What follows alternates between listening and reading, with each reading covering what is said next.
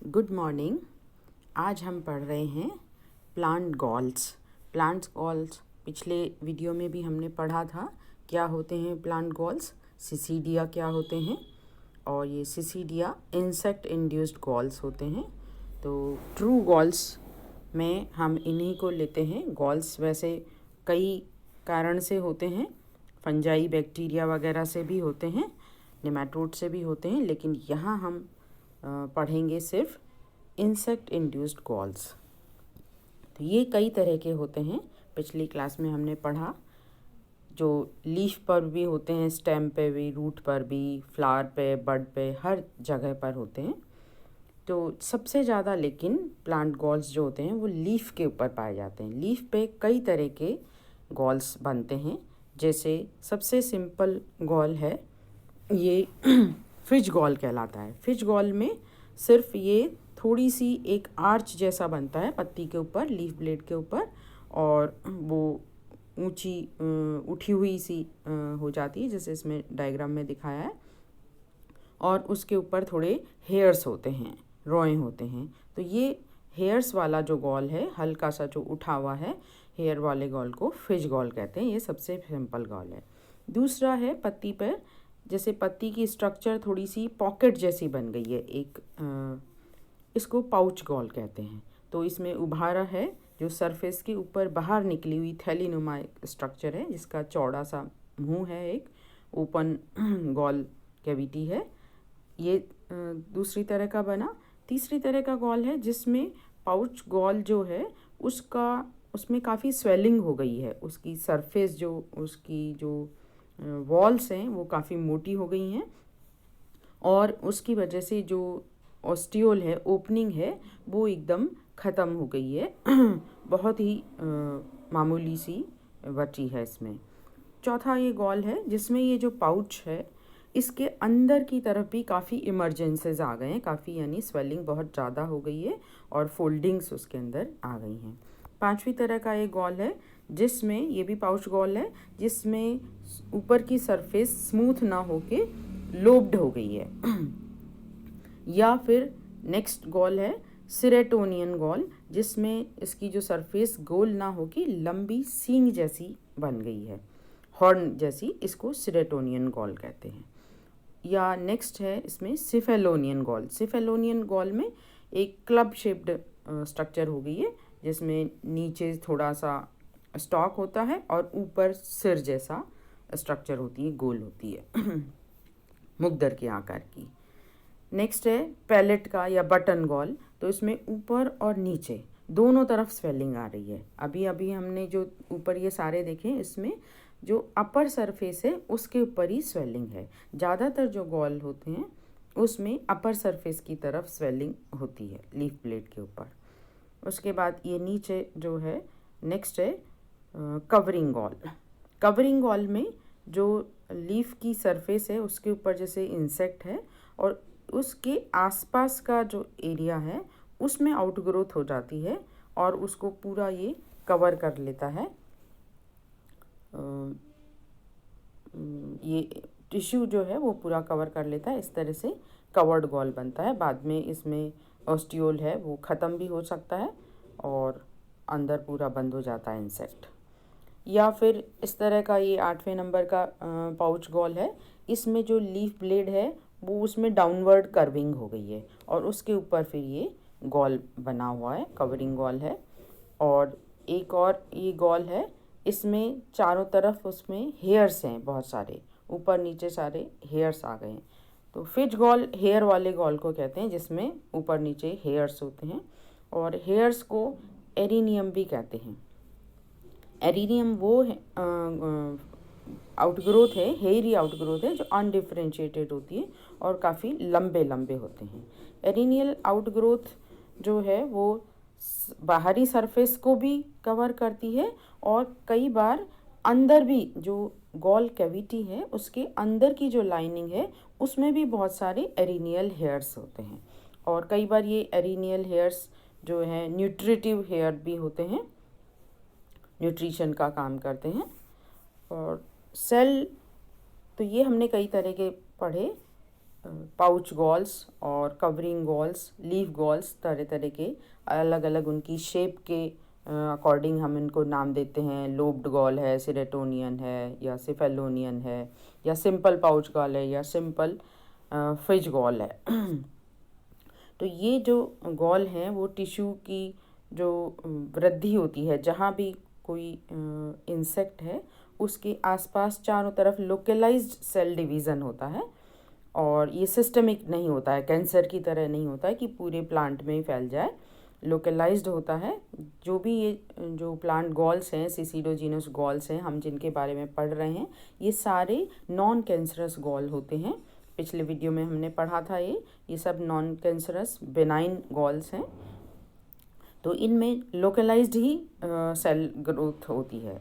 आसपास की जो सेल्स हैं उसमें हाइपरट्रॉफी होती है, हाइपरप्लाजिया होता है, तो वो लोकलाइज्ड होता है। वो रेडियल भी हो सकता है, वर्टिकल भी हो सकता है, टेंजेंशियल ग्रोथ हो सकती है, किसी भी तरह से ये ग्रोथ हो सकती है। तो ये ग्रोथ किस तरह से ग्रोथ हो रही है उसके हिसाब से ही वो गॉल बनता है, कि उसमें पाउच जैसा गॉल बन रहा है या किसी और दूसरी तरह का गॉल बन रहा है। और उसमें एरिनियल हेयर्स ऊपर और नीचे भी हैं, इसमें ये डायग्राम में दिखा रखा, इस तरह के भी हो सकता है, और बिना एरिनियल ग्रोथ वाला भी गॉल हो सकता है। तो ये तो लीफ गॉल के बारे में हमने पढ़ा। दूसरा है रिंडन गॉल्स या कॉर्टिकल गॉल्स। तो रिंडन गॉल या कॉर्टिकल गॉल उनमें कहते हैं जहाँ जो सिसिडोजेनिक सेंटर है वो सब एपिडर्मल होता है, यानी कॉर्टेक्स के अंदर होता है, एपिडर्मिस के नीचे होता है। तो वहाँ टिश्यू की ग्रोथ होती जाती है, बढ़ता जाता है, और एक साइड में जैसे ये वृद्धि हो गई है, ये जो स्टेम है या रूट है उसमें हो सकता है ये, और साइड में एक उभार निकल गया है, तो ये रिंडन गॉल कहलाता है। ये सिंपल रिंडन गॉल है। इधर साइड में जो दूसरा डायग्राम है इसमें बहुत सारे ऐसे सेंटर्स बन गए हैं, गॉल सेंटर्स बन गए, कई सारे सेंटर बन गए हैं। तो ये कॉम्प्लेक्स रिंडन गॉल।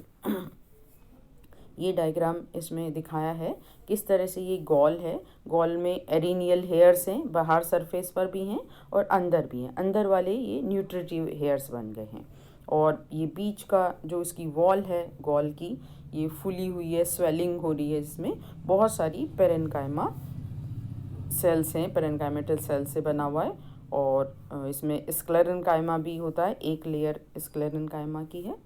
और ये दोनों आपको डायग्राम है जिसमें ये एरिनियल हेयर्स दिख रहे हैं और गॉल कैविटी दिख रही है, और गॉल के जो माउथ के ऊपर भी एरिनियल हेयर्स यहाँ पर नज़र आ रहे हैं। कई जो रिंडन गॉल्स होते हैं, यानी जो कॉर्टिकल गॉल हैं, वो क्या अंदर ही अंदर ग्रो करते हैं, एपिडर्मिस के अंदर बढ़ रहे होते हैं वो, और उसमें एपिडर्मिस कई बार नहीं बढ़ती है और अंदर अंदर जो कॉर्टिकल टिश्यू बढ़ता रहता है।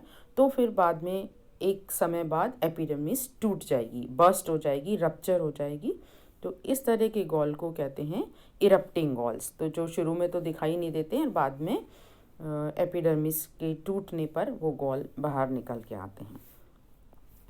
कवरिंग गॉल अभी हमने पढ़ा, जिसमें सिसिडोजोआ जो है उसके आसपास चारों तरफ जो टिश्यू है वो वृद्धि करने लग जाता है, और जैसे लीफ की सरफेस के ऊपर ही एक कवर हो गया वो सिसिडोजोआ, और इस तरह से कवरिंग गॉल बन गया। दूसरा है फोल्ड गॉल्स। फोल्ड गॉल्स में जैसे जो बड कंडीशन में लीफ है, लीफ अभी अनरोल नहीं हुई है, और उससे पहले ही जो इंसेक्ट की वजह से इसमें स्वेलिंग आ गई है, और उसकी जो ग्रोथ है आगे रुक जाती है, उसका डिफरेंशिएशन है वो भी रुक जाता है। और ऐसे ही फोल्ड कंडीशन में स्वेलिंग के साथ ये रूडिमेंट्री इसमें ग्रोथ होती है, ग्रोथ सप्रेस हो जाती है, इसको कहते हैं फोल्ड गॉल। ये कवरिंग गॉल दिखा रखा है, पहले भी इसका बताया था। Roll gall. तो फोल्ड गॉल तो जो है वो बड कंडीशन में ही जो लीफ है वो फोल्ड की फोल्ड ही रह गई है, और आगे उसका ग्रोथ नहीं हो पाई है, डिफरेंशिएशन नहीं हो पाई। रोल गॉल में जब लीफ यह फुली एक्सपेंडेड लीफ है और उसमें कोई इंसेक्ट आता है, तो उस इंसेक्ट की वजह से वो उसकी रोलिंग हो जाती है, साइड से जो उसके मार्जिन है वो रोल हो गए हैं, और ये रोल होने के बाद इसमें स्वेलिंग भी आ जाती है। रोल सिंपल मार्जिन से होते हैं, और ज़्यादातर ये जो रोल हैं वो अपर साइड की तरफ होते हैं, बहुत कम है जहाँ लोअर साइड की तरफ रोल होती है लीफ। तो ऊपर की तरफ ये रोल हो जाते हैं, दोनों तरफ से रोल होते हैं, और मिड रिब की तरफ रोल हो जाते हैं, और अंदर स्वेलिंग भी आ जाती है। ये कुछ गॉल हैं। पाउच गॉल कई तरह के हैं, जिसमें स्टॉक है तो क्लब शेप का है ऐसे, या ओवेट है, या ये बिल्कुल एक गर्दन और सिर जैसा दिख रहा है, इस तरह का हो सकता है, या सिंपल स्वेलिंग आर्च हो सकता है, या बड़ी सा ओपनिंग हो सकती है, बड़ा सारा ओस्टियोल हो सकता है। नेक्स्ट है बड गॉल्स। बड गॉल में क्या होता है कि जो बड है, एक्सिलरी बड है या एपिकल बड है, उसमें जो बहुत सारी नोड्स होती हैं, इंटर नोड्स होती हैं, तो इंटर नोड्स की जो वृद्धि है वो रुक जाती है, और तो वो जो ब्रांच है वो ऐसे लगती है जैसे कि एक पत्ता गोभी हो, मिनिएचर पत्ता गोभी हो, उस तरह से ही उसकी वृद्धि रुक जाती है उसमें, और स्वेलिंग हो जाती है, और ये पाइन कोन की तरह से या कैबेज की तरह दिखती है। इसको रोजेट गॉल भी कहते हैं या बड गॉल कहते हैं। इसके अलावा और गॉल्स होते हैं, जैसे डेहिसेंट गॉल्स। तो डेहिसेंट गॉल में जब गॉल मैच्योर हो जाता है तो उसमें एकदम बस्ट होके वो सिसिडोजोआ है वो बाहर निकलता है। और कुछ गॉल ऐसे होते हैं जिसमें सिसिडोजोआ की एक पहले से ही ओपनिंग होती है, ओस्टियोल होता है, उसमें से बाहर निकलता है, बर्स्टिंग नहीं होती, वो नॉन डेहिसेंट या इनडेहिसेंट गॉल्स कहलाते हैं। और कुछ गॉल होते हैं जो कुछ समय बाद झड़ जाते हैं, नीचे गिर जाते हैं और गल जाते हैं, लेकिन कुछ गॉल वो डेहिसेंट गॉल्स डेहिसेंट गॉल्स कहलाते हैं, ये डेसिडोस गॉल्स कहलाते हैं। डेहिसेंट गॉल्स तो जो रप्चर होते हैं वो, इनडेहिसेंट जो रप्चर नहीं होते हैं, ओस्टियोल के द्वारा इंसेक्ट बाहर निकलता है उसमें, या वो टनल बना के, बरो बना के बाहर निकल जाता है, पूरे गॉल जो है वो बस्ट नहीं होता है। और जो गॉल प्लांट पे लगे रहते हैं उनको परसिस्टेंट गॉल्स कहते हैं, और जो गॉल कुछ समय बाद झड़ जाते हैं उनको डिसिडुअस गॉल्स कहते हैं। परसिस्टेंट गॉल्स में कई बार क्या होता है, जो हम सालों तक लगे रहते हैं, तो इंसेक्ट तो निकल गया, उसके बाद भी वो लगे हुए हैं उसके ऊपर, तो उसमें जो दूसरे जो सक्सेसोराई हैं वो आ जाते हैं, दूसरे एनिमल्स आ जाते हैं, सेकेंडरी एनिमल आ जाते हैं। तो सक्सेसोराई जो होते हैं वो प्लांट गॉल की वजह नहीं होते, प्लांट गॉल उनकी वजह से नहीं होता, प्लांट गॉल पहले से बना हुआ था और वो इंसेक्ट अपनी लाइफ साइकिल पूरी करके निकल गया है, और अब दूसरे सेकेंडरी जो ऑर्गेनिजम्स हैं वो आ जाते हैं। इसके अलावा कुछ इंक्विलाइंस भी आ जाते हैं, जो ये मतलब एक तरह से किराएदार उनको हम कह सकते हैं, वो उसमें रहने आ जाते हैं, साथ में सक्सेसोराई भी रह रहे हैं, साथ में इंक्विलाइंस भी रह रहे हैं, कई जैसे चींटियाँ वगैरह होती हैं वो रहने लग जाती हैं, दूसरी माइट्स हैं वो भी रहने लग जाती हैं उसके अंदर। और कई बार ये जो सक्सेसोराई हैं या इंक्विलाइंस हैं, इनके ऊपर भी और पैरासाइट रहने लग जाते हैं, उनके ऊपर और हाइपर पैरासाइट भी रहने लग जाते हैं। तो इस तरह से ये जो गॉल्स हैं ये बहुत सारे जो इंसेक्ट्स हैं, ऑर्गेनिजम्स हैं, उनकी जगह होते हैं। तो ये हमने देखा बहुत तरह की गॉल्स, किस किस तरह की शेप के गॉल होते हैं। ज़्यादातर जो प्लांट गॉल्स होते हैं वो लीफ गॉल पाए जाते हैं, इसलिए लीफ गॉल में बहुत तरह की वैरायटी होती हैं, या ये बहुत कम ऐसे भी होते हैं जो शूट गॉल भी होते हैं, शूट रिंडन गॉल, कॉर्टिकल गॉल भी होते हैं, कुछ बड गॉल, फ्लावर गॉल, और हर पार्ट पे गॉल मिल सकते हैं।